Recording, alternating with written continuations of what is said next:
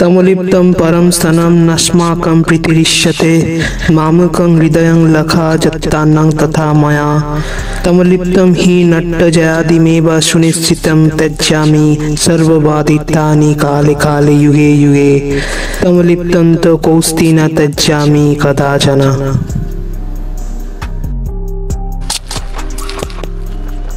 তো আমরা ধীরে ধীরে ঢুকে যাচ্ছি তমলুক রাজবাড়ির দিকে। তাম্রলিপ্তের নাম তোমরা শুনেই থাকবে, ইতিহাসের পাতায় ছিল। প্রায় 4000 বছরের আগে তাম্রলিপ্ত বন্দর এবং সেই জায়গায় এই রাজবাড়ি তৈরি হয়েছে।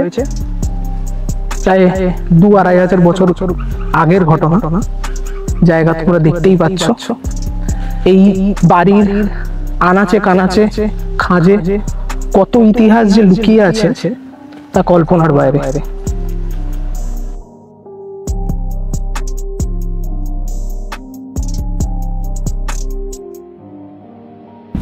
আজ আমরা চলে এসেছি তমলুক রাজবাড়িতে। তমলুক রাজবাড়ির ইতিহাস ঘুরে দেখতে চলুন ঘুরে দেখি তমলুক রাজবাড়ির ইতিহাস, তমলুক রাজবাড়ির আর জেনে নিই কি কি ইতিহাস আর লুকিয়ে আছে এই রাজবাড়িতে। ইতিহাস বলছে আজ থেকে প্রায় 4000 বছর আগে বন্দরনগর তাম্রলিপ্ত অর্থাৎ বর্তমানে তমলুকের উত্থান। সম্রাট অশোক পুত্র মহেন্দ্র ও কন্যা সঙ্ঘমিত্রা বৌদ্ধ ধর্ম প্রচারের উদ্দেশ্যে এই বন্দর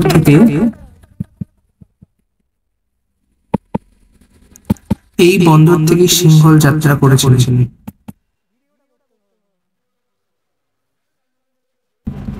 শুধু তাই নয়, টলেমি, প্লিনি, ফাহিয়েন প্রমুখের বিবরণী থেকে জানা যায় তাম্রলিপ্তের ইতিহাস।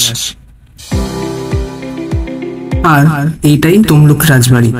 ইটের পাঁজর নিয়ে দাঁড়িয়ে রয়েছে হাজার হাজার বছর ধরে ইতিহাসের সাক্ষী হয়ে।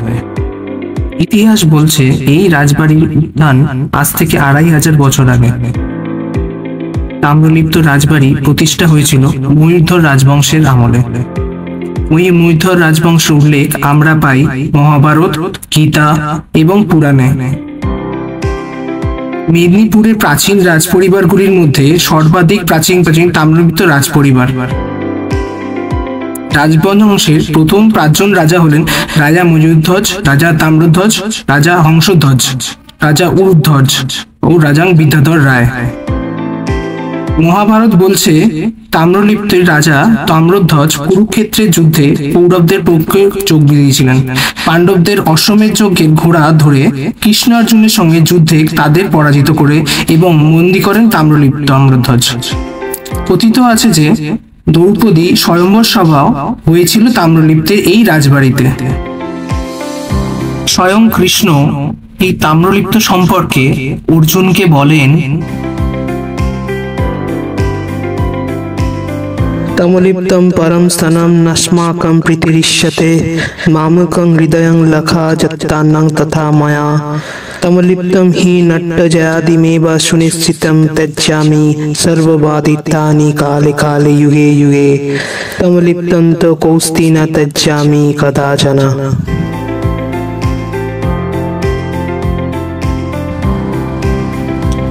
এর অর্থ হলো তমলুক হলো ধর্মের সর্বোচ্চ স্থান। আমার স্ত্রী লক্ষ্মী দেবী এই যেভাবে আমার অন্তরে অবস্থান করছেন, তমলুক আমার হৃদয় নিকটে এমন ভাবেই আছে। বারবার আমি সমস্ত তীর্থস্থান ত্যাগ করব, তবে কখনোই তমলুক ছাড়ব না, এক মুহূর্তের জন্য না, এমনকি আমার মৃত্যুর পরেও না।